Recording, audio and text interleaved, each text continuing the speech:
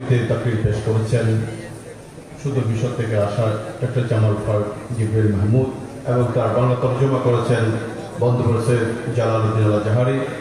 এরই মধ্যে আমাদের এই মঞ্চে আজকের মাহফিলে বিভিন্ন দরবার শরীফ থেকে সাজ্জাদানা সিনেগণ তশরিফ এনেছেন, আওলাদগণ তশরিফ এনেছেন, তাদেরকে আমরা মোবারকবাদ জানাচ্ছি। বিশেষ করে ইতিমধ্যে আমাদের মাঝে আকস্মিকভাবে মেহমান হিসেবে উপস্থিত হয়েছেন পশ্চিমবঙ্গ ভারতের মাদ্রাসায়ে জামিয়াতুল আশরাফিয়া জাহারুল উলুমের অধ্যক্ষ হযরতুল হাজ আল্লামা মুফতি প্রিন্সিপাল শাহরিয়ার আশরাফি সাহেব। আমরা তাকে আজকের এই মজলিস থেকে, আজকের এই মহামান্য আন্তর্জাতিক সুন্নি সম্মেলন থেকে মোবারকবাদ জ্ঞাপন করছি। ইতিমধ্যে আমাদের মাঝে উপস্থিত আছেন সুদূর শ্রীলঙ্কা থেকে আগত আল্লামা হাফেজ এহসান ইকবাল কাদেরী দামাত বালুহু এবং উপস্থিত আছেন আল্লামা মুসা রেজা কাদেরী দামাত বালুহু। নাও I am humbly requesting Hazrat Allama Musa Reza Qaderi from South Africa to deliver and give us his valuable spiritual space before us. अब हमारे सामने तकरीर इमारत अफरोज तकरीर पेश करेंगे हजरतुल हाज अल्लामा मूसा रज़ा क़ादरी दामात बालूहू।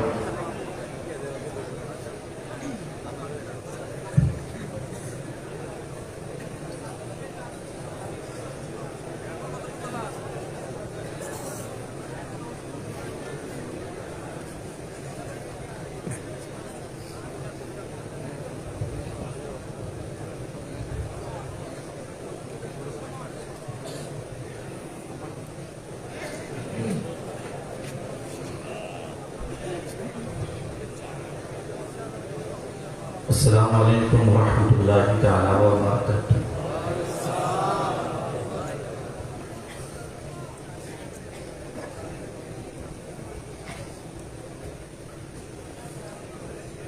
اعوذ باللہ من الشیطان الرجیم، بسم اللہ الرحمن الرحیم۔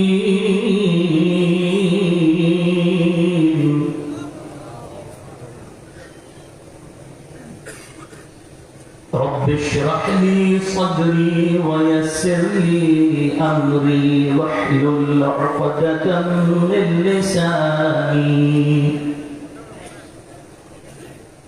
يفقهوا قولي۔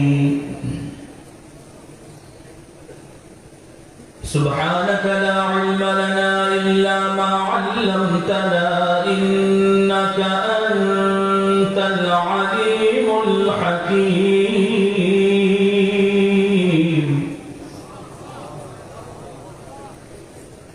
الحمد لله الذي لا مانع لحكمه ولا ناقض لقضائه، والصلاة والسلام على سيد أنبيائه وسند أوليائه وأحبابه المعارضين لأعدائه، أما بعد فأعوذ بالله من الشيطان الرجيم، بسم الله الرحمن الرحيم۔ ربنا وبعث فيهم رسولا منهم يتلو عليهم آياتك ويعلمهم الكتاب والحكمة ويزكيهم إنك أنت العزيز الحكيم۔ صدق الله مولانا العظيم وبلغنا رسوله النبي الأمين المتين أحمد مصطفى محمد Mustafa Rawabna Fida sallallahu alayhi wa sallam and his noble companions and all the family members۔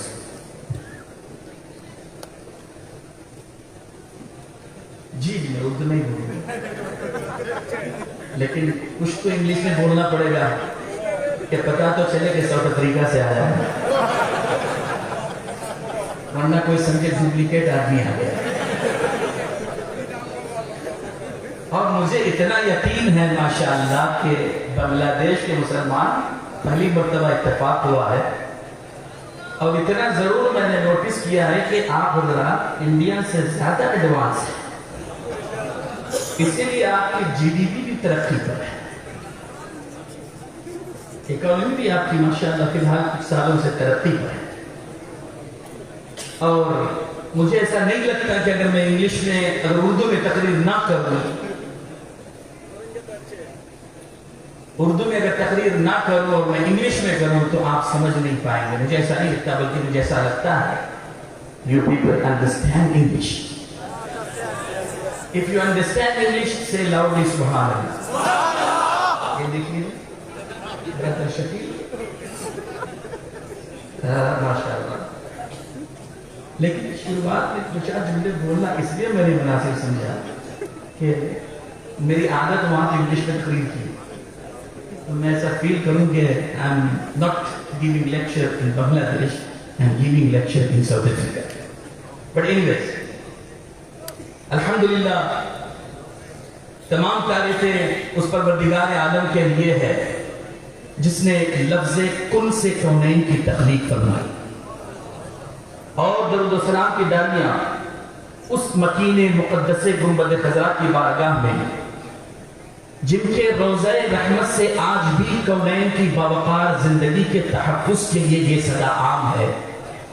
निशाने मंजिले मकसूद है मेरी तुरबत निशाने छोड़ता हूं अहले कारवां के लिए। दरूद व सलाम की डालियां उन सहाबाए किराम और शुहदाए इज़ाम अलैहिमुर रहमत व रिज़वान की बारगाह में जिन्होंने इस्लाम जैसे मजहब बामुहज़्ज़ब को नस्लन बादा नस्लिन और कर्नल बादा कर्निन दारो रसन के फंदों को चूम कर हम तक पहुंचाया, और अहले बांग्लादेश के लिए हजरत शाह जलाल जैसी शख्सियत जिन्होंने बांग्लादेश में इस्लाम को फैलाकर अहले बांग्लादेश के दिलों में न कि सिर्फ इस्लाम के चिराग को रोशन किया, बल्कि अहले बांग्लादेश के सीनों में मोहब्बत रसूल सल्लल्लाहु अलैहि वसल्लम के चिराग को भी रोशन किया। ये अल्हम्दुलिल्लाह सबसे पहले मैं हजरत के वालिद मोहतरम, क्योंकि हमारे बुजुर्ग हैं हजरत सैयद इरफान हक शाह साहब के वालिद साहब, हजरत पीर तरीक़त रहबर शरीयत हजरत सूफी सैयद इमदादुल हक शाह साहब हफिज़हुल्लाह का ममनून मशकूर हूँ, और मेरे बड़े अजीज भाई करम फरमा हमेशा 2003 से करम फरमाते आ रहे हैं श्रीलंका से, मौलाना हाफिज मोहम्मद इकबाल एहसान इकबाल साहब, जिनके तवस्सुत से हजरत ने मुझे मदऊ किया। और मुझे ऐसा लगता है कि ये दावत जो है ना इनकी तरफ से है, ना साहिब सजादा की तरफ से है, ना वली है की तरफ से है, बल्कि ये दावत गौसुल आजम मौज भंडारी की तरफ से है।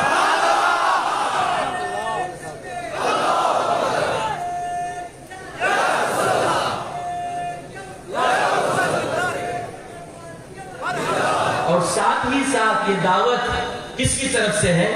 किसी ने कहा महबूब की महफिल को महबूब सजाते हैं, महबूब की महफिल को महबूब सजाते हैं, और आते हैं वही जिनको सरकार बुलाते हैं। अच्छा, माशाअल्लाह माशाअल्लाह, मैं गुजारिश करूंगा कि तकरीर का नारे का वक्त भी मुझे दे दिया जाए, ताकि वही 2-3 जुमले मैं बोल दूं।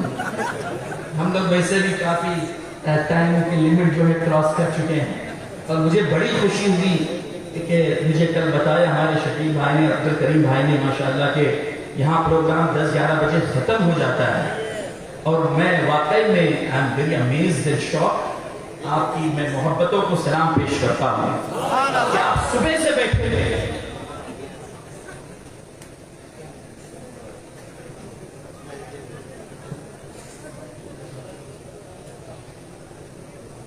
दर्द पाक पड़े बहुत से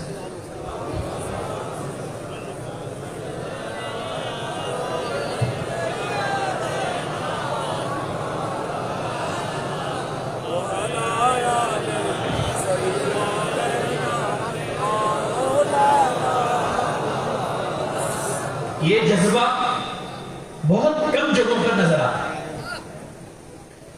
मैं दिल की गहराई से آپ کو مبارکباد پیش کرتا ہوں اور دعا کرتا ہوں کہ اللہ تعالیٰ اس جذبے کو سلام کرتے اور صاحب مذاق غوث اعظم بھنڈاری کے فیضان کو جاری و ساری فرمائے۔ اور یہ بھی میں دیکھ رہا تھا کہ کافی دیر سے آپ تقریر سن رہے ہیں، نہ میں خطیب ہوں، نہ مقرر ہوں، نہ مولانا، سنانے آپ کے سامنے آیا ہوں عجیب افسانہ۔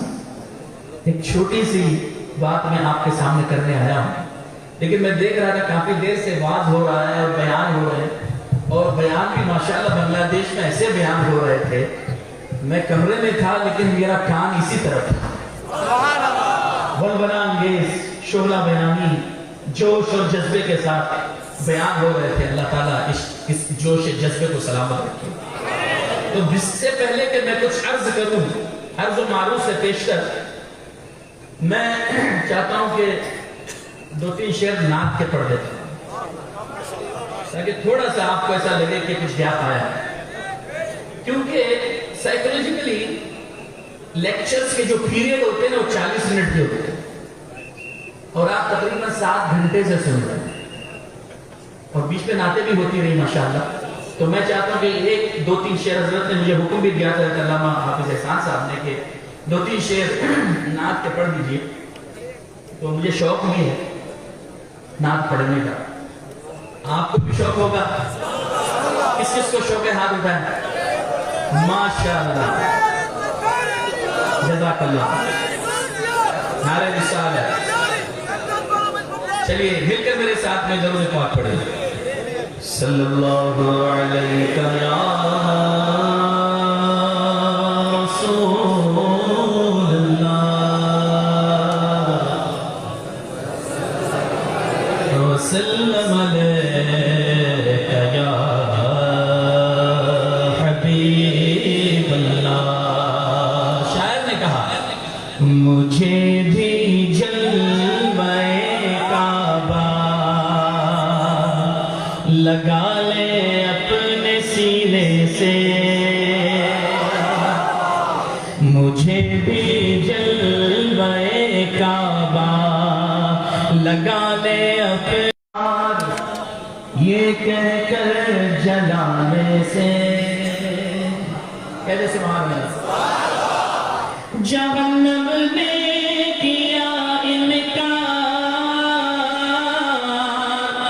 یہ کہہ کر محمد ہمارے بڑی شان والے، سب سے اولا والا ہمارا نبی، سب سے بالا والا ہمارا نبی، اپنے مولا کا پیارا ہمارا نبی، دونوں عالم کا دولا ہمارا نبی، ملک کونین میں انبیاء تاجدار، تاجداروں کا آقا ہمارا نبی، قرم بدلی رسولوں کی ہوتی رہی، چاند بدلی کا نکلا ہمارا نبی، جیسے سب کا خدا ایک ہی ہے ویسے ہی ان کا ان کا تمہارا ہمارا نبی، خلق سے اولیاء، اولیاء سے رسول، اور رسولوں سے اعلیٰ ہمارا نبی، سارے اچھوں میں اچھا سمجھئے جسے ہے اس اچھے سے اچھا ہمارا نبی، سارے اونچوں میں اونچا سمجھئے جسے ہے اس اونچے سے اونچا ہمارا نبی، فضل رب العلا اور کیا چاہیے،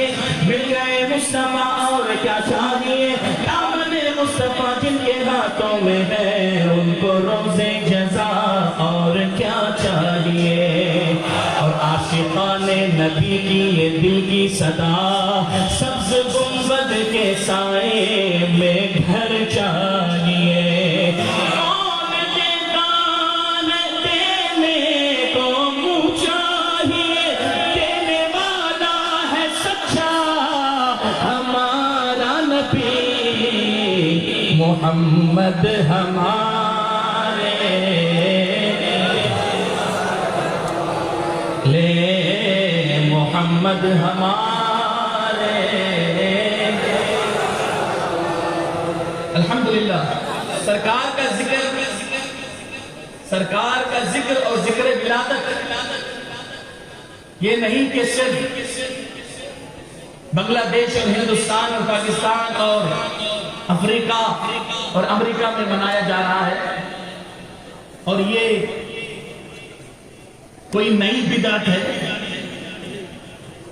سرکار کا میلاد کس نے منایا؟ کب سے منایا گیا اور کب سے منایا جا رہا ہے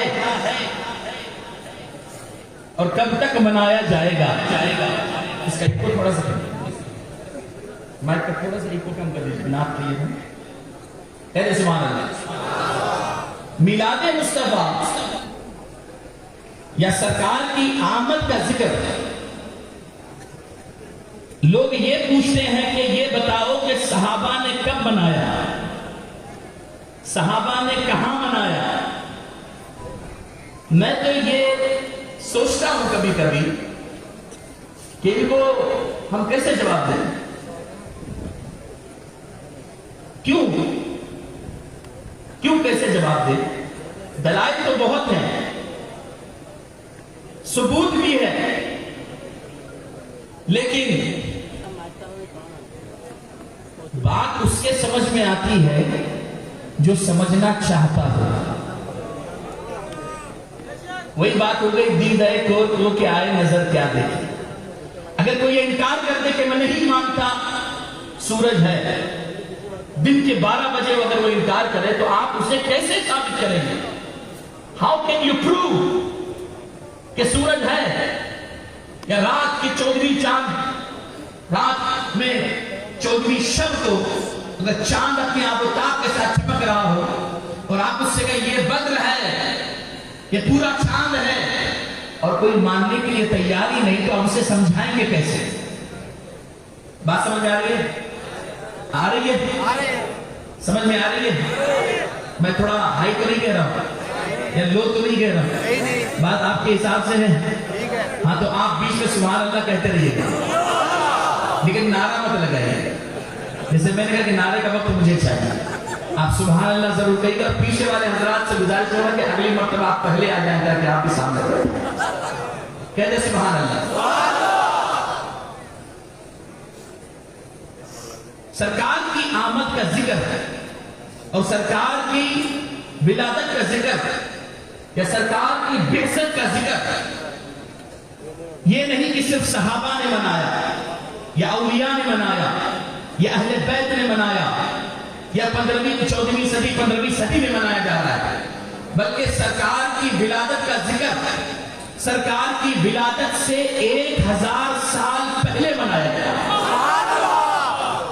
سرکار کی آمد کی خبر 1000 سال پہلے ایک حدیث پاک میں موجود ہے، لیکن آپ نے یہ مولانا صرف 1000 سال، تو میں کہوں گا کہ نہیں، بلکہ سرکار کی آمد کا ذکر، سرکار کی بعثت کا ذکر، یہاں تک کہ سرکار کے خاتم نبوت ہونے کا ثبوت اور اس کا ذکر خود سرکار دو عالم نور مجسم شفیع معظم صلی اللہ تعالی علیہ وآلہ وسلم نے خود اپنے زبان فیض ترجمان سے کیا اور فرمایا کہ میں اس وقت بھی نہ کہ صرف نبی تھا بلکہ خاتم النبیین تھا جب حضرت آدم علیہ السلام کا بھی پتلا تیار کیا جا رہا تھا۔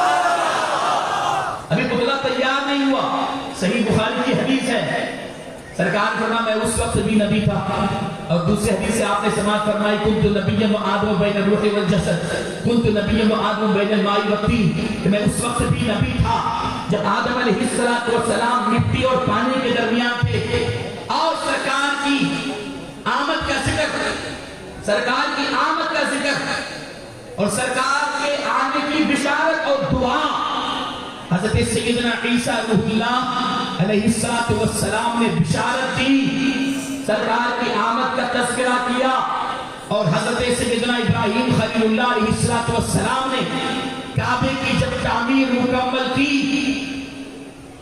کعبے کی جب تعمیر مکمل کی، حضرت اسماعیل علیہ السلام کے ساتھ جب کعبہ مکمل ہو گیا، آپ نے لوگوں کو حج کی دعوت دے دی۔ اور یہاں پر ایک نکتہ، حضرت ابراہیم علیہ السلام نے پوچھا، میں نے بولا काबा तामीर हो चुका है, अब मैं लोगों को दावत कैसे दूं? तो रब ने फरमाया कि इब्राहिम आवाज लगाओ, आवाज लगाओ, जिस तरह से दावत दी जाती है दावत दो। सैयदना इब्राहिम खलीलुल्लाह ने अर्ज़ किया, मौला मेरी आवाज इतनी बुलंद नहीं है कि मेरी आवाज को हर कोई सुन ले। फरमाया मेरे खलील, आवाज देना तुम्हारा काम है, पहुंचाना हमारा काम। आवाज आपने दी। मुफस्सिरीन फरमाते हैं उस हजरत इब्राहिम अलैहिस्सलाम की सदा को, आवाज को न सिर्फ मक्के वालों ने सुना, बल्कि मशरिक से मगरिब, शिमाल से जुनूब, जमीन से आसमान और आसमान से ऊपर भी जहां जहां तक रब की मखलूक है, उन तमाम मखलूक ने हजरत इब्राहिम खलीलुल्लाह की आवाज को सुना। और ना कि सिर्फ इतना ही, बल्कि मुफस्सिरीन ने यहां तक लिखा कि जो बच्चे अपनी मां के रहम में और शिकम में थे, उन बच्चों को भी अल्लाह तबारक व तआला ने वो सदा सुनाया। और यही तक नहीं, बल्कि आलम अरवाह में जो रूहें हैं या थी, उन तमाम रूहों तक हज़रत इब्राहिम खलीलुल्लाह अलैहिस्सलाम की इस निदा को, सदा को अल्लाह तबारक व तआला ने पहुंचाया। और कमाल तो ये है कि उस सदा पर, उस दावत पर जिसने लब्बैक कहा, जिसने, तवज्जो चाहूंगा, लब्बैक कहा, अगर किसी ने एक बार लब्बैक कहा तो उसे एक मर्तबा मक्के मुअज़्ज़मा की हाजिरी होगी। किसी ने 2 बार कहा तो उसने 2 बार ज़ियारत की या 2 बार ज़ियारत करेगा। किसी ने अगर 10 मर्तबा कहा लब्बैक लब्बैक लब्बैक अल्लाहु अकबर, तो उसे अल्लाह तबारक व तआला जितनी बार उसने लब्बैक कहा है, उतनी बार काबतुल्लाह शरीफ की ज़ियारत का मौका अता फरमाएगा। अच्छा, आपको पता है हर फर्ज नमाज के बाद हमारे आइम्मा दुआ करते हैं, दुआ करते हैं। आपने भी सुना होगा, आप भी दुआ करते होंगे, करते हैं कि नहीं करते? हाँ, माशाअल्लाह, आप उर्दू में समझते हैं बड़े अच्छे से। दुआ करते हैं, करते हैं, माशाअल्लाह। बाबा जी भी कह रहे हैं करते हैं। अब ये समझ में नहीं आ रहा है कि रुक जाओ कह रहे हैं या करते हैं, माशाअल्लाह। अंदाजा अलग होता है। सीरू की लफ्ज़ इसलिए कहा गया कि जमीन की सैर करो, आपको तजर्बात और मुशाहदात में अच्छे अच्छे लोगों से मिलने का मौका मिलेगा। इसीलिए सूफिया और औलिया जो है वो अपनी गठरी उठाकर अपने खांधे पर रख के सीरू फिल अर्द का मजहर हुआ करते थे, दुनिया की और जमीन की सैर किया करते थे। दुआ करते हैं। और ये कहा गया है, हदीसों में आया है कि जो दुआ फर्ज नमाज के बाद में की जाती है, अल्लाह तबारक व तआला उस दुआ को कबूल फरमाता है। यानी जो फर्ज इबादत, अफजल इबादत, नमाज जैसी अहम इबादत को पढ़ने के बाद जब कोई बंदा मोमिन इश्क़ रसूल का चिराग दिल में जलाकर दुआ करता है, और बल्कि आशिक़ रसूल ही को तौफीक होती है कि वो फर्ज के बाद दुआ करे, तो दुआ कबूल होती है। सैयदना इब्राहिम ने एक बहुत ही बड़ा काम, जिसकी बुनियाद नबी आदम अलैहिस्सलाम ने डाली थी, अल्लाह के घर की, उसको दोबारा तामीर जब फरमाया, तो एक बहुत ही बड़ा काम, एक बहुत ही बड़ी जिम्मेदारी सैयदना इब्राहिम खलीलुल्लाह ने अदा की। तो आपने दुआ की, काबा बनने के बाद, ऐलान करने के बाद में आपने दुआ की, रब्बना वबअस फीहिम रसूलन मिनहुम यतलू अलैहिम आयातिका व युअल्लिमुहुमुल किताब वल हिकमत व युज़क्कीहिम इन्नका अंतल अज़ीज़ुल हकीम। कंज़ुल ईमान का तर्जुमा समाअत फरमाए सैयदी आला हज़रत इसका तर्जुमा यूं करते हैं, ऐ रब हमारे, और भेज उनमें एक रसूल उन्हीं में से कि उन पर तेरी आयतें तिलावत फरमाए और उन्हें तेरी किताब और पुख्ता इल्म सिखाए, व युज़क्कीहिम, और उन्हें खूब सुथरा फरमा दे, बेशक तू ही गालिब हिकमत वाला। सुभान अल्लाह। ये जो आयत की तफसीर में मुफस्सिरीन ने लिखा है कि सरकार दो आलम सल्लल्लाहु अलैहि वसल्लम ने फरमाया कि मैं हजरत ईसा की बिशारत हूँ और मेरे बाप हजरत इब्राहिम खलीलुल्लाह अलैहिस्सलातु वस्सलाम की दुआ हूँ। जो दुआ आपने काबे की तामीर फरमाने के बाद में की थी वही मैं दुआ हूं। अल्लाह तबारक व तआला के रसूल ने मेरे ही लिए ये दुआ फरमाई। और ये हदीस पाक है कि सरकार दो आलम सल्लल्लाहु अलैहि वसल्लम ने खुद फरमाया कि मैं दुआए खलील हूं, बिशारत ईसा। तो सरकार दो आलम सल्लल्लाहु अलैहि वसल्लम की बिशारत हजारों साल, बल्कि तखलीक आदम से लेकर हजरत जनाब ईसा तक, और फिर सरकार की बेइज्जत, और फिर सरकार की बेइज्जत से आज तक सरकार की आमद का तस्करा होता रहा है और होता रहेगा।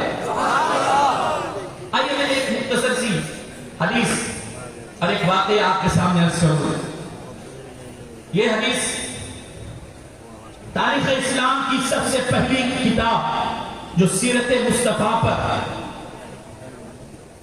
लिखी गई, जिसके मुसन्निफ हज़रत अल्लामा अबू सईद खरकूशी निशापुरी रज़ियल्लाहु ताला अन्हु है।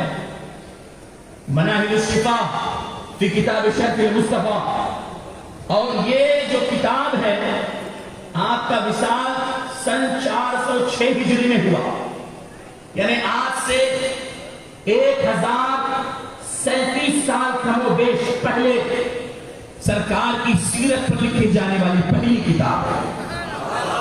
कहते सुभान अल्लाह। मैं मुख्तसर में कहूंगा कि वक्त बहुत कम है, और जो वक्त मुझे दिया गया है तो मैं अपने वक्त में ही रहते हुए अपनी बात को पूरी करूं। यमन में एक बहुत बड़ा बादशाह, पहला बादशाह जिसे कहा गया है, एक बादशाह, और उसके मातहत पूरा अरब था। एक दिन उसने ये ख्याल किया कि जरा मैं भी तो अपने जमीन की सैर करूं, अपने मुल्क को देखूं कि मेरे मुल्क में क्या हो रहा है, लोग कैसे हैं, क्या कर रहे हैं। इस इरादे से वो सफर पे निकला, किसी जंग के इरादे से नहीं, बल्कि सैर के इरादे से, घूमने के इरादे से, अपने जमीन का मुआयना करने के इरादे से निकला। तो उसके साथ कमोबेश 2.5 लाख की आर्मी थी। कितनी थी? 2.5 लाख मीन्स 250,000, 2,50,000 कमोबेश एक लश्कर को साथ लेकर निकला, और जिस जिस शहर से, जिस जिस मुल्क से वो गुजरता, लोग उसकी बड़ी ताज़ीम करते, लोग खुशामदीद करते, उसका इस्तेमाल करते, उसे खुशामदीद कहते, वेलकम करते। और वो हर शहर से एक आलिम दीन या एक हकीम, एक फिलासफर या एक तबीब को अपने साथ लेता। इस तरह से 4000 की तादाद सिर्फ फिलासफर, उलमा, अतिब्बा, हुक्मा की उसके साथ होते। 4000 की तादाद सिर्फ ये लेकर निकला। जहां जहां पर जाता लोग खैर मकदम करते, इस्तेमाल करते, वेलकम करते। ये चलते चलते मक्कतुल मुकर्रमा पहुंचा। कहां पहुंचा? मक्कतुल मुकर्रमा पहुंचा। जब मक्कतुल मुकर्रमा पहुंचा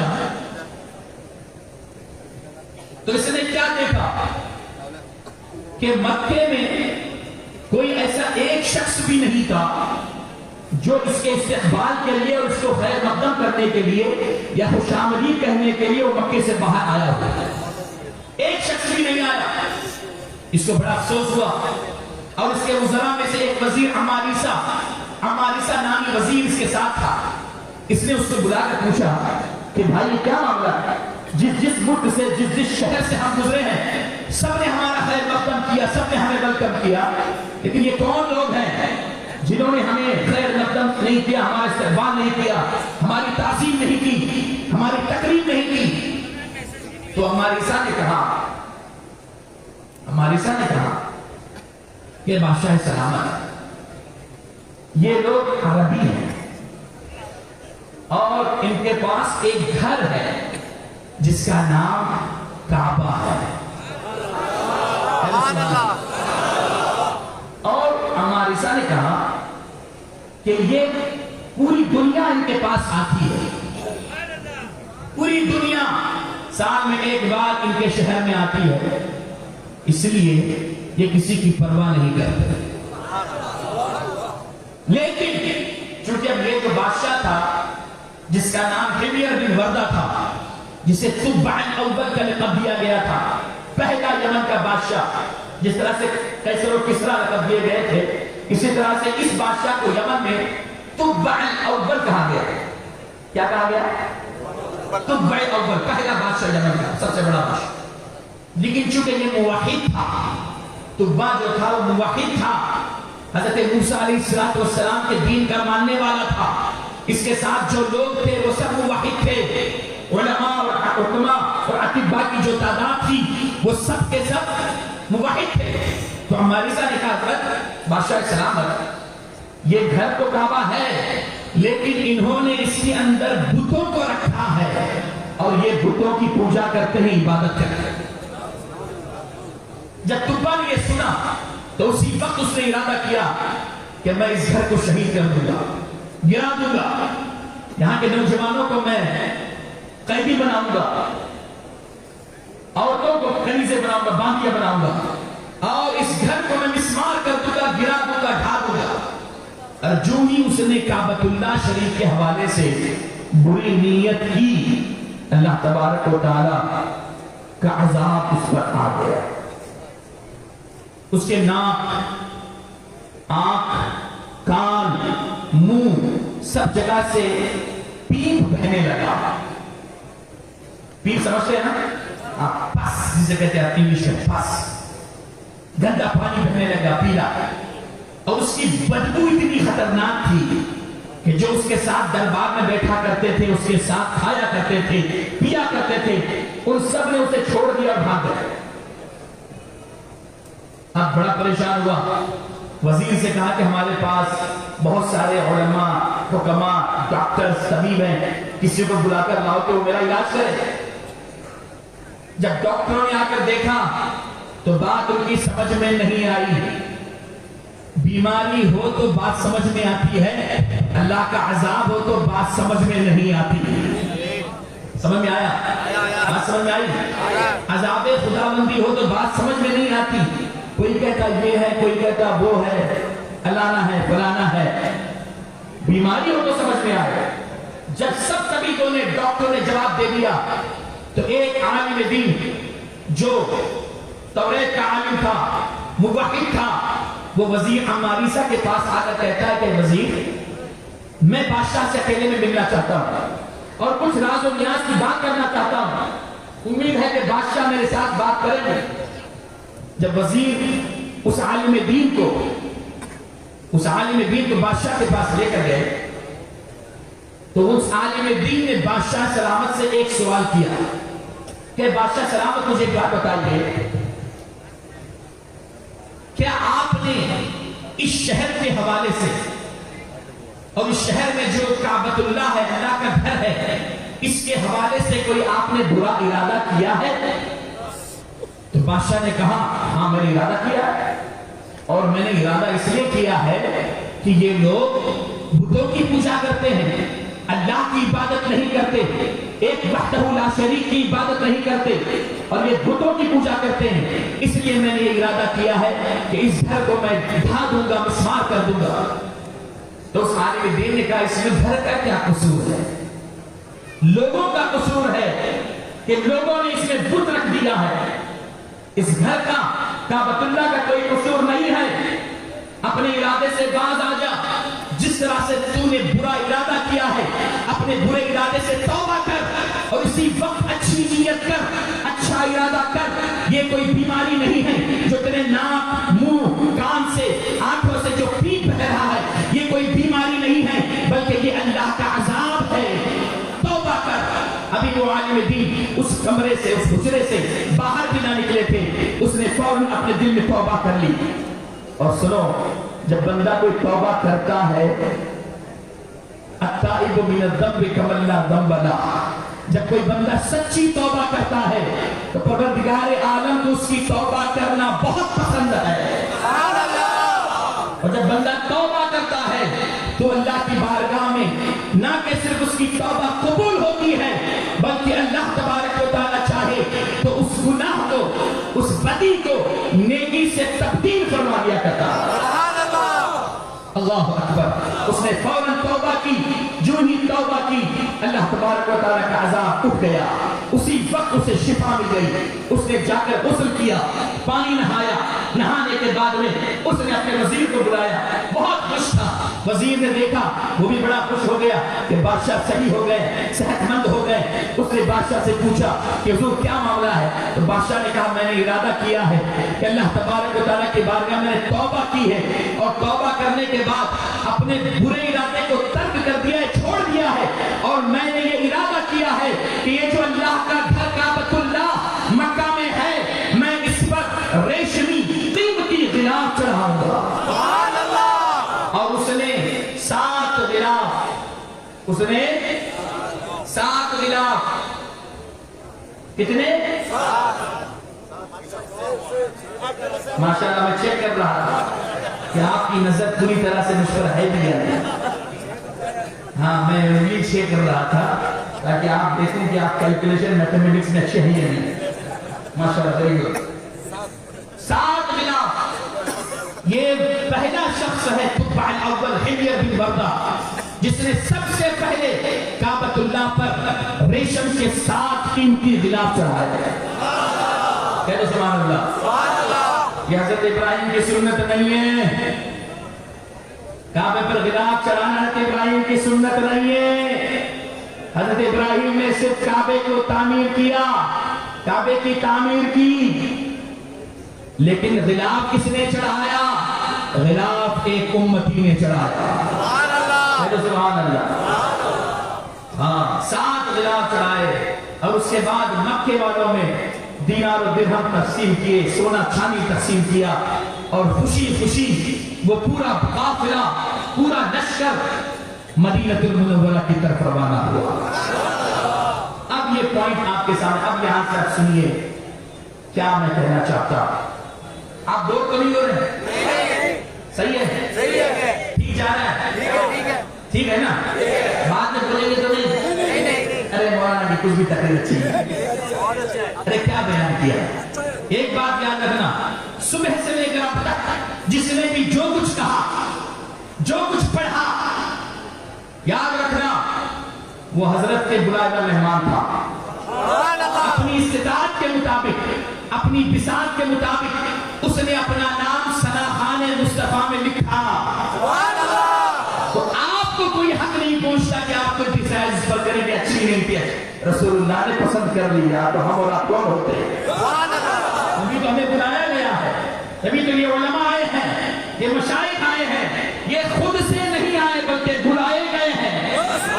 آپ بھی خود سے نہیں آئے بلکہ بلائے گئے ہیں. آپ رسول اللہ کے مہمان ہیں, غوث اعظم بھنڈاری کے مہمان ہیں.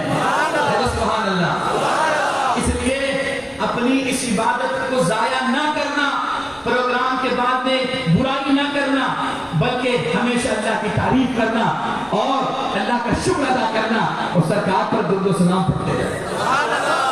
ورنہ عاملۃ ناصبۃ تصلیٰ نارا حامیہ. اللہ تعالیٰ ہمیں سے بچائے. مدینہ جب یہ قافلہ پہنچا تو جو اسکالرز, حکماء, اطباء, ڈاکٹرز, فلاسفر تھے, انہوں نے جب مدینہ شریف, ہم تو مدینہ کہیں گے, صرف نہیں کہوں گا, میں مدینہ ہی کہوں گا, ٹھیک ہے, اس وقت جو بھی تھا, لیکن آپ تو مدینہ ہی ہے نا, ہم تو مدینہ ہی کہیں گے.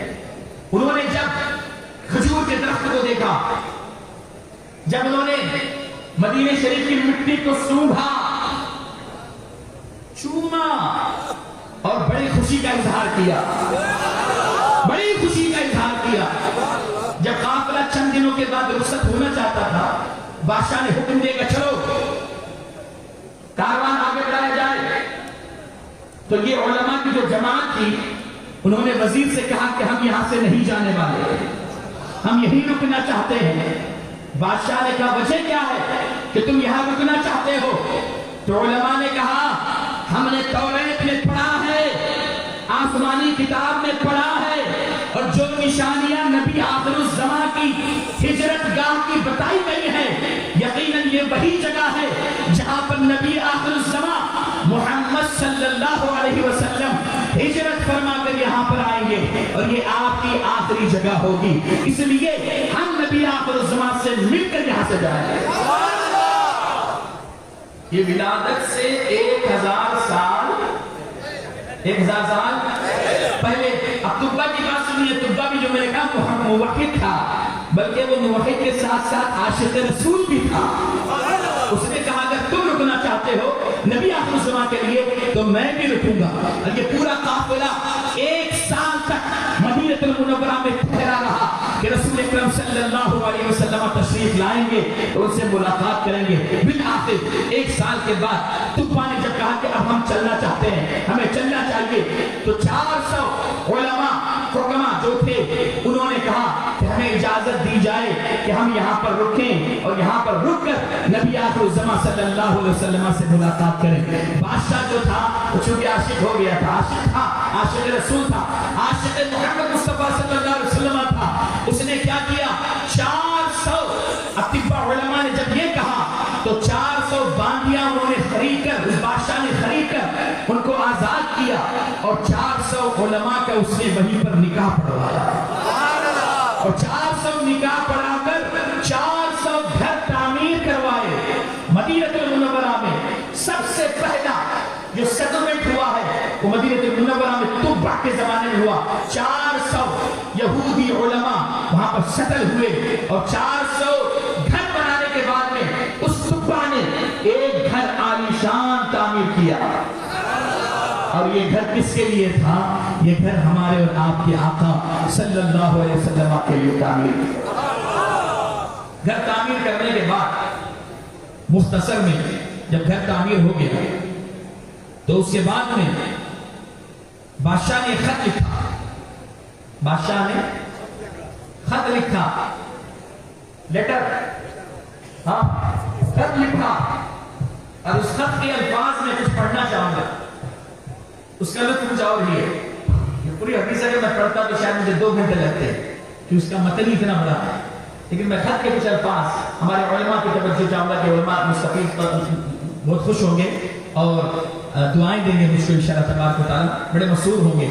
اس نے خط میں لکھا اما بعد یا محمد صلی اللہ علیہ انی آمنت بک وبکتابک الذي انزل الله عليك وانا على دينك وسنتك وآمنت بربك ورب كل شيء وبكل ما جاء من ربك من شرائع الايمان والاسلام وانا قبلت ذلك فإن أدركتك فبها ونعمت وإن لم أدركك فاشفع لي يوم القيامة ولا تنسني فإني من أمتك الأولين وبايعتك قبل مجيئك وقبل إرسال الله إياك وأنا على ملتك وملة إبراهيم أبيك خليل الله صلى الله عليه وسلم. خط میں لکھتا ہے کہ اے محمد آپ پر درود و سلام ہو. اے محمد صلی اللہ علیہ وسلم, بابا زبان کہیں آپ پر درود و سلام ہو اور میں آپ پر ایمان لاتا ہوں اور اس کتاب پر بھی ایمان لے کر آتا ہوں جو اللہ تبارک و تعالیٰ نے آپ پر نازل فرمائی. سبحان اللہ. یہاں پر ماضی کا صیغہ استعمال, یہ نہیں کہ اللہ فرمائے گا, اللہ نے جب فرمائے گا اس کتاب پر, بلکہ یہاں پر جو لفظ انہوں نے کہا جو آپ پر کتاب اتری نازل ہوئی میں اس کتاب پر بھی ایمان لاتا ہوں, آپ پر ایمان لاتا ہوں, آپ کے اس کتاب قرآن مجید پر بھی ایمان لاتا ہوں اور میں آپ کے دین و سنت پر ہوں اور میں آپ کے رب پر اور تمام کائنات کے رب پر ایمان لاتا ہوں. اور اس کے بعد میں کہتے ہیں کہ اگر میری ملاقات آپ سے ہو گئی تو بڑی اچھی بات ہے, بڑی نعمت کی بات ہے, میرے لیے سعادت کی بات ہے. لیکن اگر ملاقات نہیں ہوئی تو کہتے ہیں کہ مجھے بھول نہ جانا, قیامت کے دن مجھے بھول نہ جانا اور میری شفاعت کر دینا. سبحان اللہ. یہ شفاعت سرکار کی بارگاہ میں سرکار کی ولادت سے 1000 سال پہلے کر رہے ہیں. سبحان اللہ. آپ اندازہ لگائیں. اور 1000 سال 1400 سال کے بعد میں آ کر مولوی کہتا ہے کہ کہاں لکھا ہے, یہ کس نے کہہ دیا, یہ کیا ہے, وہ کیا ہے. ہاں, اللہ تعالیٰ سب کو ہدایت کرا اور سرکار کی سچی محبت عطا فرمائے. انہوں نے اسی عالم دین کو دیا جنہوں نے اسے نصیحت کی تھی کعبۃ کے حوالے سے. وہ خط ان کے حوالے کیا اور کہا کہ جب آپ کی ملاقات نبی آخر الزمان سے ہو جائے تو انہیں یہ دے دینا, میرا پیغام دے دینا. اگر آپ کی ملاقات نہ ہو آپ یہ پیغام اپنے بیٹے کو دینا اور اس سے یہ کہنا کہ اگر اس کی ملاقات رسول اللہ سے نہ ہو, نبی آخر الزمان سے نہ ہو, تو وہ یہ خط اپنے بیٹے کو دے اور اپنے بیٹے سے نہیں کہے جو میں آپ سے کہہ رہا ہوں. یہاں تک کہ رسول اللہ صلی اللہ علیہ وسلم کی ولادت ہو گئی, اعلان نبوت ہو گیا. 13 سال گزر گئے اور اس کے بعد جب سرکار دو عالم صلی اللہ علیہ وسلم ہجرت فرما کر مدینے کی طرف تشریف لا رہے تھے, قبیلہ بنو سلیم پر میں آپ نے ٹھہراؤ کیا اور وہاں پر مسجد قباء کی تعمیر فرمائی جو رسول اللہ صلی اللہ تعالی علیہ وسلم کہ دست مبارک سے پہلی مسجد تعمیر ہوئی. آپ سمجھ رہے ہیں, توجہ رکھیے گا, کہنے سبحان اللہ, کہنے سبحان اللہ. سرکار دو عالم صلی اللہ علیہ وسلم نے قیام فرمایا بنی سلیم میں.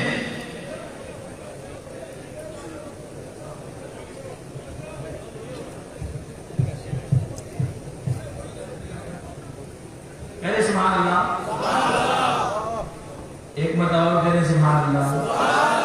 میرا جب آپ نے وہاں پر قیام کیا, مدینے کے ہر ایک کی, مدینے کے باشندوں کی, رہنے والوں کی تمنا کی کہ سرکار ہمارے یہاں تشریف لائیں, سرکار ہمارے گھر قیام کریں.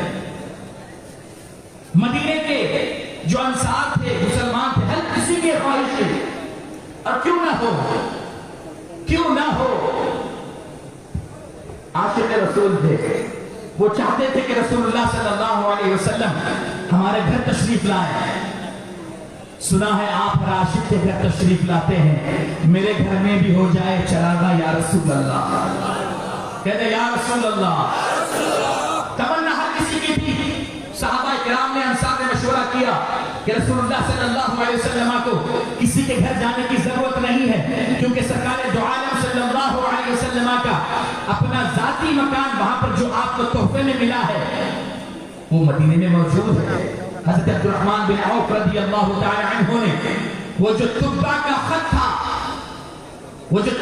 خط تھا ایک ابو لیلہ نامی کو دیا اور اس سے کہا کہ تم جاؤ بنو سلیم میں سرکار دو عالم صلی اللہ علیہ وسلم آرام فرمانے تشریف رکھے, وہاں جا کر اس خط کو پہنچاؤ تاکہ رسول اللہ صلی اللہ علیہ وسلم کو یہ پتہ ہو جائے کہ یہاں پر آپ کا گھر موجود ہے, یہ خط ہے, یہ گھر ہے, آپ کو کسی کی یہاں جانے کی ضرورت نہیں ہے. لیکن اللہ اکبر, جب ابو لیلہ اس خط کو لے کر قبیلہ بنو سلیم پہنچتے ہیں, انہوں نے دیکھنا شروع کیا.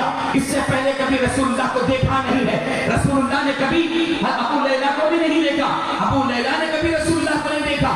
لیکن جب وہ ڈھونڈتا ایک ایسی جگہ پر پہنچا, رسول اللہ صلی اللہ علیہ وسلم کی نظر رحمت ابو لیلہ پر پڑی, اور جو ہی رسول اللہ کی نظر ابو لیلہ پر پڑی, آپ نے آواز دی, انت ابو لیلہ, کیا تو ابو لیلہ ہے؟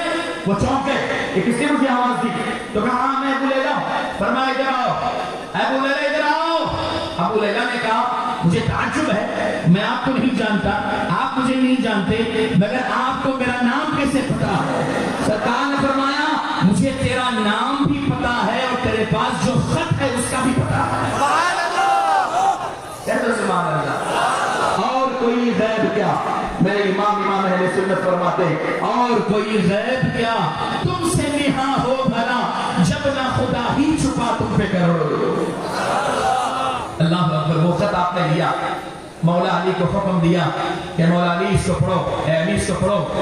اور مولا علی نے جب پڑھا وہ خط سب کے سامنے, تو پیارے آقا صلی اللہ علیہ وسلم نے محبت کے ساتھ فرمایا مرحبا بالاخ الصالح, مرحبا بالاخ الصالح, مرحبا بالاخ الصالح, میرے نیک بھائی مرحبا, خوش آمدید, خوش آمدید. اور پیارے آقا صلی اللہ علیہ وسلم نے طبع کے لیے دعا فرمائی.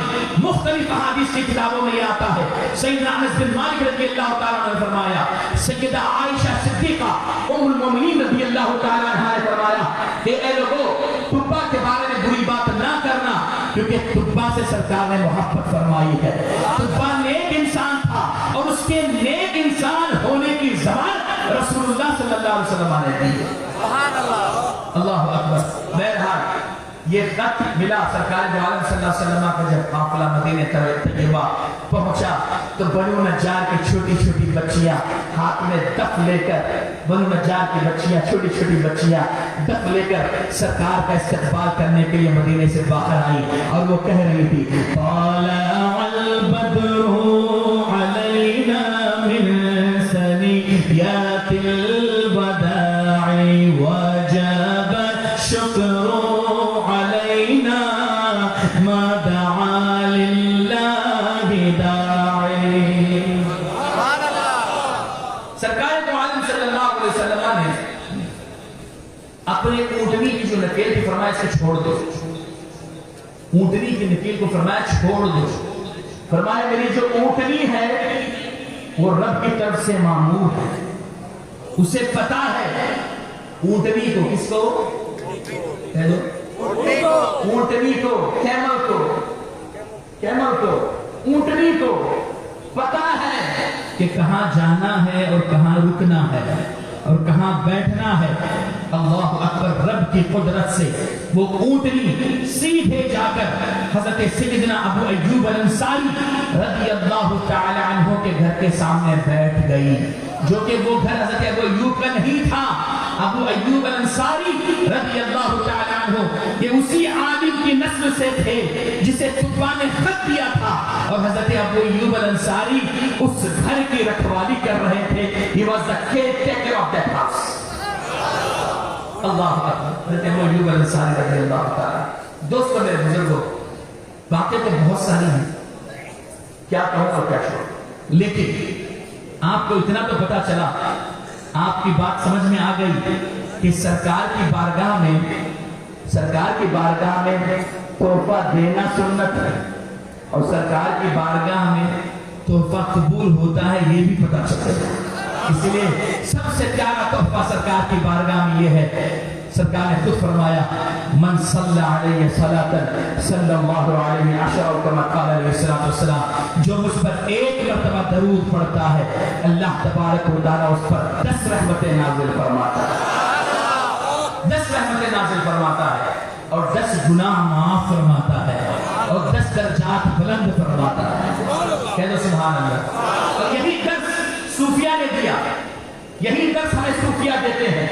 सूफिया जो करते हैं सरकार दो आलम सल्लल्लाहु अलैहि वसल्लम की अजीम सुन्नत, जो सरकार दो आलम सल्लल्लाहु अलैहि वसल्लम ने नमाज के फर्ज होने से पहले 11 साल तक अपने सहाबा के साथ की।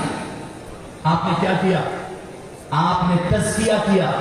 11 साल तक सहाबा किराम के साथ आपने तज़किए नफ्स किया, उनको साफ और सुथरा किया, इतना साफ और सुथरा किया कि नमाज नहीं पढ़ी, नमाज फर्ज नहीं थी, रोजा फर्ज नहीं हुआ, हज फर्ज नहीं हुआ, ज़कात फर्ज नहीं हुआ, अभी तक इस्लाम के जो अहम अहम फराइज़ हैं, रुकन हैं, वो अभी फर्ज नहीं हुए थे, लेकिन तज़किया 11 साल तक करते रहे।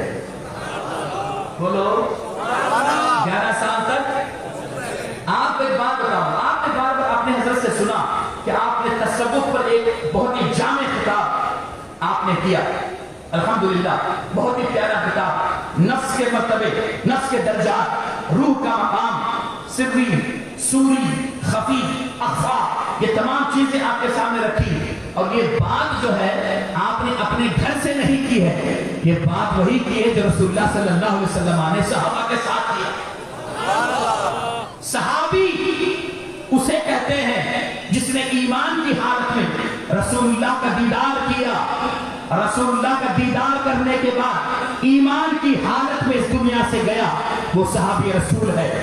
अब उस सहाबी का मकाम इतना बुलंद पाना है कि कोई गौस, कोई कुतुब, कोई अब्दाल, कोई अवताब, कोई नजीब, कोई नकीब, कोई रजबी, कोई भी बदल हो या अगवास हो या गौस से आजम हो या जो गौसियत कुबरा पर फाइज हो, वो भी सहाबियत के मकाम तक नहीं पहुंच सकता। صحابی کا وہ مرتبہ ہے تو سبحان اللہ. اعلیٰ حضرت نے فرمایا اہل سنت کا ہے بیڑا پار، اصحاب حضور نجم ہے اور ناؤ ہے اطرت رسول اللہ. کہہ دو سبحان اللہ. یعنی وہ مقام ہے صحابی کا. اور آپ میں بتا دو کہتے ہیں وہ صحابی جن کے ساتھ پیارے آقا صلی اللہ علیہ وسلم نے تزکیہ کیا.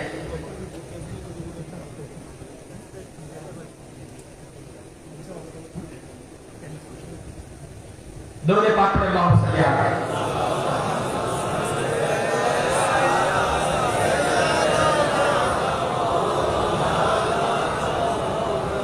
جزاک اللہ.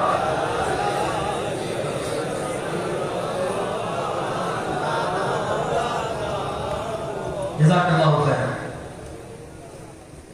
تزکیہ جو ہے دل کی صفائی کا نام ہے. 10 منٹ کے اندر میں ختم کرنا چاہتا ہوں. آپ توجہ چاہیے گا، آپ کی توجہ. دل کی صفائی جنرلی یہ ہوتا ہے کہ آج کل لوگ جو ہے نا ظاہر پر زیادہ توجہ دیتے ہیں. ظاہر پر زیادہ توجہ دی جاتی ہے. یہی بات ہے نا؟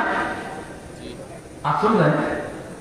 سن رہے ہیں؟ ظاہر پر زیادہ توجہ دی جاتی ہے، باطن پر توجہ کم ہوتی ہے.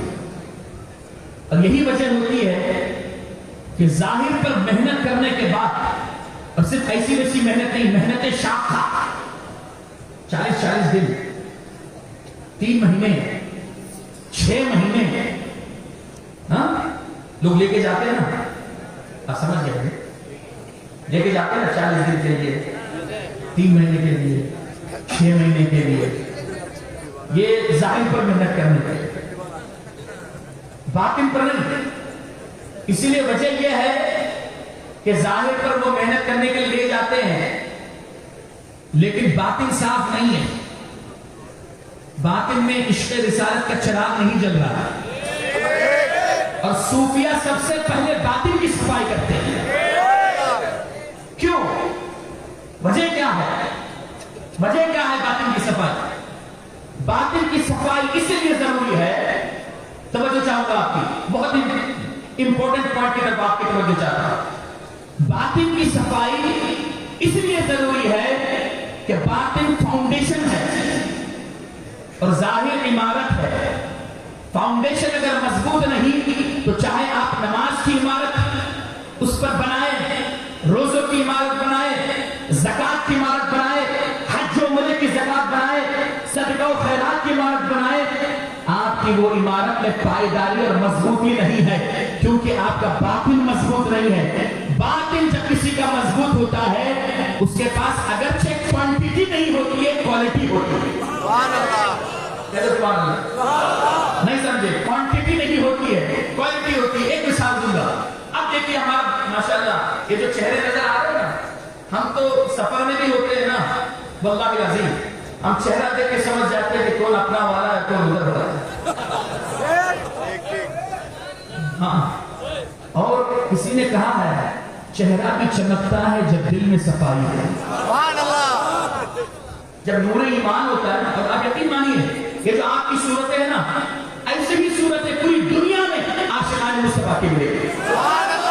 پوری دنیا میں دعوے کے ساتھ کہتا ہوں بخدا آپ کے جیسے چہرے چمک رہے ہیں. آپ چاہے مکے میں چلے جائیں، مدینہ شریف میں چلے جائیں، یورپ و امریکہ چلے جائیں، آپ کا چہرہ دیکھیں گے عاشق رسول ہوگا. اگرچہ اس کے چہرے پر داڑھی کم بھی ہوگی لیکن چہرہ چمک رہا ہوگا. لیکن اگر عشق رسول نہیں ہے، جتنی بھی ہو نور نہیں ہوتا، طبیعت مائل نہیں ہوتی. طبیعت مائل نہیں ہوتی. طبیعت اس لیے مائل نہیں ہوتی، عشق رسول نہیں ہے. عشق رسول نہیں ہے. ظاہر کو اچھا کرنے کی کوشش کی ہے لیکن ظاہر بھی خراب کر دیا. ظاہر بھی خراب کر دیا. بھائی ہمارے سلی صاحب بچپن سے نماز پڑھ رہے ہیں. میری جی یقین ہے ہمارے علامہ احسان صاحب بچپن سے نمازی ہیں، حافظ قرآن ہیں، عالم دین ہیں. ان کے پیشانے پر تو مجھے کوئی مار نظر نہیں آ رہا. یہ کیسا سجدہ ہے کہ 3 مہینے میں مار کھا جاتا ہے؟ یہ کیسا سجدہ ہے کہ 6 مہینے میں بہت بڑا نشان آ جاتا ہے. میں بھی الحمدللہ اللہ تبارک و تعالیٰ کی فضل سے، اس کی توفیق سے، میرے والد کی تربیت سے کم 5 سال کی عمر سے جو میں نماز پڑھ رہا ہوں، اور انڈیا ہی میں نے اپنے 25 اور 27 سال تک نماز پڑھی ہے. پتھروں پر نماز پڑھی ہے، چٹائی پر نماز پڑھی ہے جو چبھتی ہے. ماربلز تو بعد میں آئے، کارپیٹس بعد میں آئے ہیں، لیکن ہمارے چہرے پر مارک نہیں ہے. اور ایسا بھی نہیں کہ میں فیئر اینڈ لولی لگاتا ہوں، یہ مارک آنے نہیں دیتا. ہاں شکری صاحب، حضرت دیکھیے یہ علماء ہمارے بچپن سے نماز پڑھ رہے ہیں. آپ کو میں بتانا چاہتا ہوں میرے عزیز دوستوں، بزرگوں، توجہ رکھیے. ظاہر پر نہ جانا، ظاہر پر نہ جاؤ. یہ وہ بارگاہ ہے جہاں سے آپ کو سلوک کی منزلیں طے کروائی جائیں گی. یہ وہ بارگاہ ہے، اور صحبت اولیاء سے وہ انسان کو مرتبے حاصل ہوتے ہیں کہ ایک لمحے میں شور کو ابدال بنا دیا جاتا ہے. ایک منٹ میں جو چور ہوتا ہے اسے ابدال اور اوتاد بنا دیا جاتا ہے، بلکہ اسے عیسائیت سے، نصرانیت سے ولایت کے منصب پر اٹھا دیا جاتا ہے. یہ وہ بارگاہیں ہیں، یہ وہ بارگاہیں ہیں جہاں سے آپ کو فاؤنڈیشن مضبوط کیا جاتا ہے. آپ کا فاؤنڈیشن مضبوط ہوگا، آپ کو اپنی نماز پر کبھی تکبر نہیں ہوگا، آپ کو اپنے روزوں پر کبھی تکبر نہیں ہوگا، آپ کو اپنے زکات و صدقات پر تکبر نہیں آئے گا. کیوں؟ آپ نماز پڑھیں گے، لیکن نماز جو پڑھیں گے ایسی نماز پڑھیں گے، ایسی نماز پڑھیں گے جیسی نماز صحابہ کرام نے پڑھی تھی، جیسی نماز سیدنا صدیق اکبر نے پڑھی تھی. ایسی نماز پڑھیں گے جیسی نماز عمر فاروق نے پڑھی، عثمان غنی نے پڑھی، اور مولا کائنات نے پڑھی، اور کربلا کی زمین پر امام حسین نے پڑھی. باطن بہت امپورٹنٹ ہے، اور وقت کی کافی کمی ہے، اور ہمارے بھی خصوصی خطاب حضرت کرواتی ہے. آخر میں 2 جملے میں کہنا چاہتا ہوں، اور جو اولیاء اللہ، جو صوفی ہے، مجھے جو کہا گیا تھا کہ تھوڑی سی بات تصوف کی کیجیے گا. 2 جملے میں کہنا چاہتا ہوں. ایک بادشاہ تھا جس کے ذہن میں 3 سوال تھے. کتنے سوال تھے؟ 3 سوال تھے. اس نے ایک کاغذ پر لکھا، جلدی کاغذ پر لکھا. کاغذ پر لکھنے کے بعد میں اس نے اپنے دربار میں اعلان کیا کہ یہ 3 سوال میں نے لکھے ہیں، جو اس کا جواب دے گا میں اسے اپنی آدھی سلطنت دے دوں گا، لیکن اگر جواب نہ دیا تو اس کا سر تن سے جدا کر دیا جائے گا، اسے قتل کر دیا جائے گا. کسی نے ہمت نہیں کی کہ اس کا جواب دے، لیکن بادشاہ کا جو وزیر تھا، پرائم منسٹر تھا، اس نے اس چیلنج کو ایکسپٹ کیا، اور اس نے کہا بادشاہ سلامت، میں آپ کے 3 سوالوں کے جواب دینا چاہتا ہوں. بادشاہ نے کہا آپ تو وزیر ہو، پرائم منسٹر ہو، کیوں آپ چانس لے رہے ہو، کیوں آپ رسک لے رہے ہو؟ وزیر نے کہا میں بھی بادشاہ بننا چاہتا ہوں، اگر آپ نے کے جوابات دے دیا سوالات کے تو مجھے آپ اپنی آدھی سلطنت دے دیں گے تو میں بھی بادشاہ ہو جاؤں گا، میں بھی بادشاہ ہو جاؤں گا، میں بھی ٹھیک ہو جاؤں گا. بادشاہ نے کہا اگر نہیں جواب دے پائے تو آپ کے سر کو جدا، آپ کے تن سے جدا کر دیا جائے گا. Expected, challenge was expected. اور بادشاہ نے اس خط کو جب کھولا، 3 سوال کیا تھے یہ تصوف کے حوالے سے؟ یہ سوال ہے جو ہماری فاؤنڈیشن ہے. 3 سوال کیا تھے؟ Number 1، what is the reality, biggest reality of this world? دنیا کی سب سے تلخ سچائی اور حقیقت کیا ہے؟ نمبر 2، دنیا کا سب سے بڑا دھوکہ کیا ہے؟ نمبر 3، کون سی ایسی چیز ہے جس کے خاطر انسان کسی بھی حد تک گزر جائے؟ اب دیکھیے، پرائم منسٹر نے بہت بڑے اسکالرز کو جمع کیا، لیکن کسی نے اس کا صحیح جواب نہیں دیا. جب جواب نہیں دے پایا تو بادشاہ نے وقت کے مقررہ کے مطابق بادشاہ کے پیچھے سپاہی بھیجے کہ جاؤ اس کو پکڑ کر لاؤ اور اسے قتل کر دیا جائے. بادشاہ اپنی جان بچاتے ہوئے بھاگا، جنگل و بیابان میں بھاگ رہا ہے. پرائم منسٹر، وزیر بھاگ رہا ہے اپنی جان بچاتے ہوئے جنگل و بیابان میں. بادشاہ کے سپاہی اس کے پیچھے ڈھونڈ رہے کہ وہ وزیر اعظم، پرائم منسٹر کہاں ہے. اور وزیر اعظم بھاگتے بھاگتے ایک چھوٹی سی جھوپڑی میں پہنچا. جنگل کے بیچوں بیچ ایک چھوٹی سی جھوپڑی. جب وہاں پہنچا تو کیا دیکھا ہے کہ ایک اللہ کا ولی، ایک صوفی اللہ کا ولی عبادت کر رہا ہے. جب اس صوفی نے سلام پھیرا، اس اللہ کے ولی نے سلام پھیرا، تو اس صوفی نے، اللہ کے ولی نے اس کی طرف دیکھ کر کہا اے وزیر اعظم، آپ میری کٹیا میں جھوپڑی میں کیا کر رہے ہو؟ وزیر اعظم نے پورا قصہ، پوری کہانی بیان کر دی. حضور، جان بچاتے ہوئے بھاگ رہا اور یہ جواب نہیں دے پایا. تو اس اللہ کے ولی نے کہا پہلا سوال کیا ہے؟ اس نے کہا دنیا کی سب سے بڑی اور سب سے سچی اور تلخ حقیقت کیا ہے؟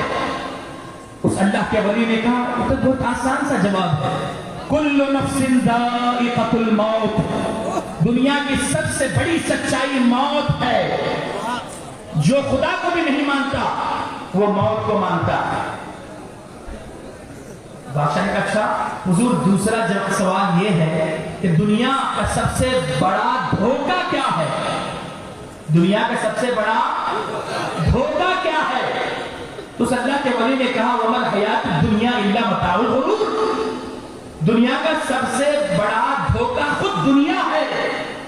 دنیا کو آپ دیکھ کر سمجھتے ہو کہ ہم یہاں پر ہزاروں سال رہیں گے، کئی سو سال یا ہزار سال آپ رہیں گے، دنیا کی چمک دمک کو دیکھ کر آپ سمجھتے ہو کہ یہاں پر رہیں گے۔ اسی طرح سے آپ کی پوری زندگی نافرمانیوں میں، اللہ اس کے رسول کی نافرمانیوں میں گزر جاتی ہے ہماری زندگی۔ تو فرمایا کہ دنیا خود ایک بہت بڑا دھوکہ ہے۔ فرمایا حضور تیسرا سوال اس کا جواب بھی عنایت فرما دے تاکہ میں بھی بادشاہ ہو جاؤں، میں بھی کنگ ہو جاؤں۔ اس اللہ کے ولی نے کہا توجہ چاہوں گا، اللہ کے ولی نے کہا تیسرا سوال کیا ہے؟ اس پرائم منسٹر نے کہا، وزیر نے کہا حضور کون سی ایسی چیز ہے جس کی خاطر انسان کسی بھی حد تک گزر جاتا ہے؟ تو آپ نے فرمایا اس اللہ کے ولی نے کہا میں جواب تو دوں گا لیکن مجھے کیا دو گے؟ آپ تو بادشاہ بن جاؤ گے، مجھے کیا دو گے؟ وزیر نے کہا کہ حضور میں آپ کو 1000 اونٹ دوں گا، قیمتی بہترین اونٹ۔ کہا نہیں چاہیے۔ کہا میں آپ کو اپنی آرمی کا چیف آرمی جنرل بناؤں گا۔ اس اللہ کے ولی نے کہا نہ مجھے بھی نہیں چاہیے۔ تو کہا حضور آپ کو کیا چاہیے؟ آپ تو اللہ والے ہیں، آپ تو صوفی ہیں، آپ کو کیا چاہیے؟ آپ لے کر کریں گے بھی کیا؟ ہاں آپ لے کر کریں گے بھی کیا؟ تو میرا پرابلم ہے لے کر کریں۔ تو کہا آپ کو کیا چاہیے؟ آپ نے فرمایا جو سلطنت کا آدھا حصہ تجھے ملے گا اس میں سے آدھا حصہ مجھے چاہیے۔ اب وہ وزیر اعظم کا کہنا ہے اس کو ماشاء اللہ بہت زیادہ ہو یہ زیادہ ہے۔ تو فرمایا کہ ٹھیک ہے جاؤ۔ وہ سوچتا رہا سر کھل جاتا رہا کیا کروں سمجھ میں نہیں آ رہا ہے۔ ابھی تک تو وہ جان بچاتے ہوئے گھوم رہا تھا، لیکن ابھی کے ابھی اسے یہ آخری سلطنت زیادہ لگ رہی ہے، اپنی جو ملنے والی ہے جس کا وہ بادشاہ بننے والا ہے وہ اسے زیادہ لگنے لگی۔ یہ تو بہت زیادہ ہے، یہ تو بہت مطلب مہنگا سودا ہے۔ بہرحال اسی اسنا میں جب وہ بادشاہ وزیر سوچ رہا تھا، اللہ کے ولی کی جو جھوپڑی تھی وہاں پہ ایک چھوٹا سا پیالہ کا کٹورا رکھا ہوا تھا جس میں تھوڑا سا دودھ تھا۔ ایک کتا آتا ہے، وہ کتا آ کر اس پیالے میں سے دودھ کو تھوڑا سا پیتا ہے اور اس کے بعد وہ چلا جاتا ہے۔ اس اللہ کے ولی نے کہا ہے وزیر اعظم ادھر نہ مجھے 1000 اونٹ چاہیے، نہ مجھے چیف آرمی کی پوسٹ چاہیے، نہ مجھے تیری آدھی سلطنت چاہیے، بلکہ میرا یہ ڈیمانڈ ہے کہ اگر تجھے کوئی جواب چاہیے تو اس پیالے میں سے تو دودھ پی لے۔ وزیر نے کہا کہ حضور آپ میری ریسرچ کر رہے ہیں، آپ اس پیالے سے مجھے پینے کے لیے کہہ رہے ہیں جس پیالے سے ابھی کتے نے پیا ہے۔ آپ نے فرمایا کہ وہ جب تک نہیں پیے گا تجھے جواب نہیں ملے گا۔ کچھ دیر سر کھجاتا رہا، سوچتا رہا، اس کے بعد میں وہ بادل ناخواستہ اس پیالے کو اٹھا کر وہ دودھ پی لیتا ہے۔ تو اس اللہ کے ولی نے کہا یہ تیرے آخری سوال کا جواب ہے کہ حرص، لالچ اور طمع ایسی چیز ہے جس کے سبب انسان اپنی حدوں کو پار کر جاتا ہے۔ دوستو میرے بزرگوں، فاؤنڈیشن مضبوط ہونا چاہیے، باطن مضبوط ہوگا، آپ کی نماز عبادت ہر عبادت اللہ کی بارگاہ میں مقبول بھی ہوگی اور محفوظ بھی ہوگی۔ تو فاؤنڈیشن مضبوط کریں اور اس کے بعد عمارت بنائیں۔ اللہ تعالیٰ ہم سب کو توفیق عطا فرمائے۔ مجھ سے کہنے سننے میں کوئی لفظ یا معنوی غلطی بھی تو اللہ تعالیٰ سے میں توبہ کرتا ہوں۔ استغفر اللہ ربی من کل ذنب واتوب الیہ، اشہد ان لا الہ الا اللہ واشہد ان محمدا عبدہ ورسولہ۔ السلام علیکم۔